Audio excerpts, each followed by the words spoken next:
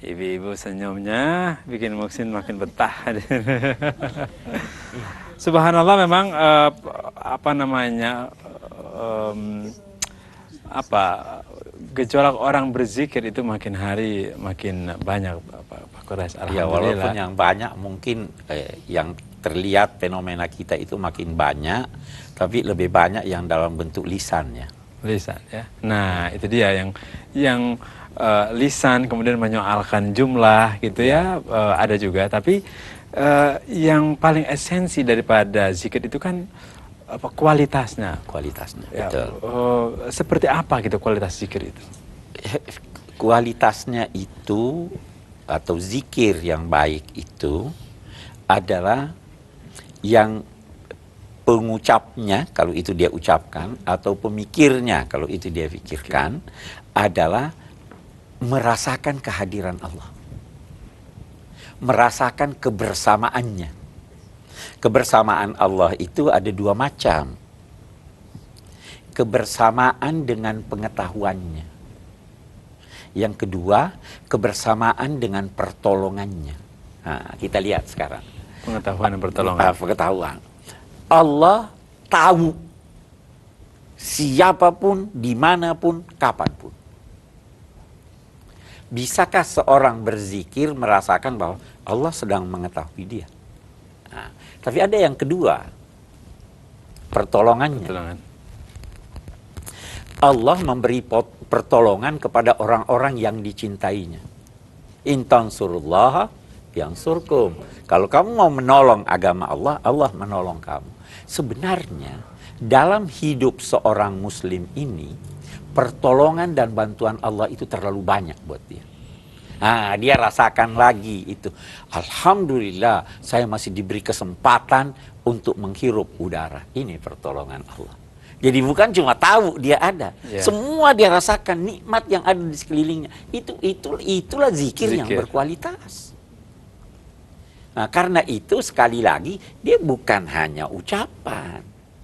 Ucapan itu yang membantu Anda untuk mengingat. Itu zikir. Jadi tak ada sedikit pun kegiatan dia yang terlepas dari mengingat Tidak Allah. ada sedikit pun, selalu dia. Harus betul tempat khusus nggak, Pak Quraisy? Tempat khusus, tidak ada tempat khusus. Hanya ada zikir-zikir tertentu yang dianjurkan di tempat-tempat khusus.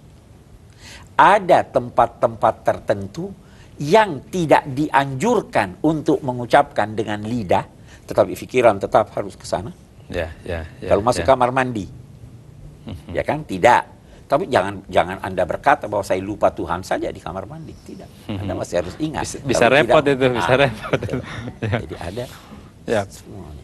Baik Pak Quraisy, saya kasih kesempatan lagi kepada penanya. Silakan. Nama saya Marhumah. Saya ingin bertanya kepada Bapak Quraisy. Pertanyaan saya, bila kita berzikir sampai menangis, apakah bila ada orang seperti itu, dia sudah dekat dengan Allah? Itu saya. Menangis dalam berzikir itu pertanda dekatkah kita dengan Allah? Saya punya dua jawaban, Bu. Yang pertama, kita dulu harus tahu bahwa dalam salah satu hadis ada dikatakan ada 7 orang atau 7 kelompok manusia yang mendapat perlindungan Allah di bawah singgasananya di hari kemudian di mana tidak ada perlindungan kecuali tempat itu.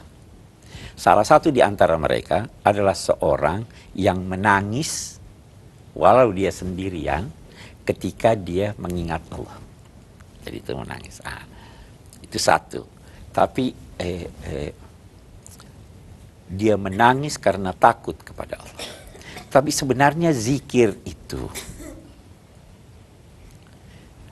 memang bisa menjadikan orang menangis dalam proses awal.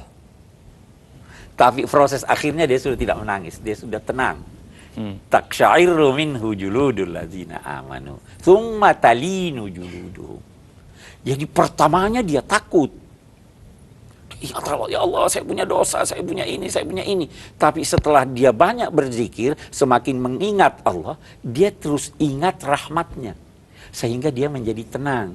Karena itu saya biasa lihat orang misalnya zikir, meronta-ronta begini, saya berkata bahwa itu salah satu dari dua itu.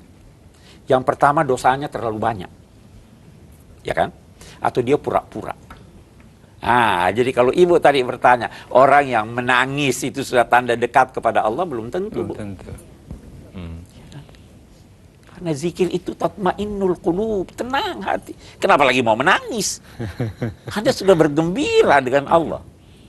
Itu zikir. Kalau sekarang kalau di forum-forum besar, kalau ada orang berusaha untuk mengingat Allah, lalu kemudian orang seperti teratmosfer untuk kemudian semua menjadi sedih. Oh, itu wajar saja, sangat wajar itu.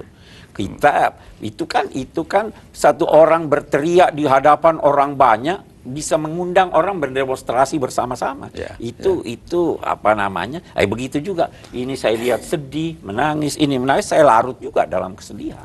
Kecuali kalau di antara mereka yang menangis itu betul-betul ikhlas menangis karena Kalau itu Allah yang tahu. Allah yang tahu ya. Baik, saya mau kasih kesempatan lagi kepada ibu-ibu yang mau bertanya. Silakan, Ibu. Tengok Bu ya. Sebenarnya dari tadi Wisnu udah Ana minta begini. maaf sama antum nih. Ya. Ana udah nggak kuat antum rongrong tiap hari ke rumah Ana.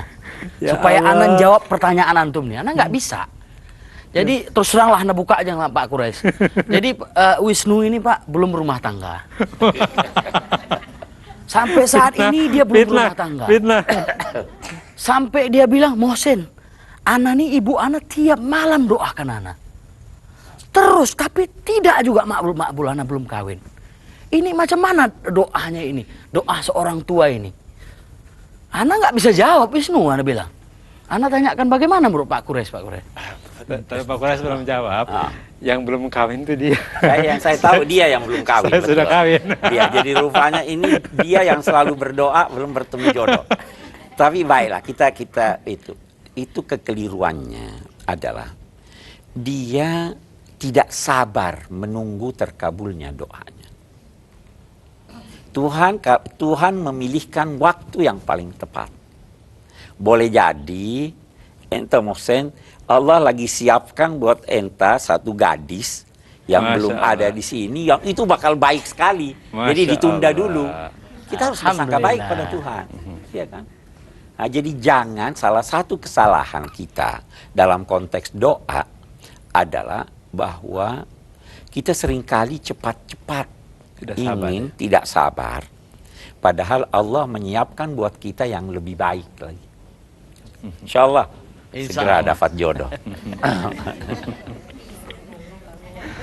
Baik, puas Maksin? Puas Bu ya? Puas ya? Baik, Ibu.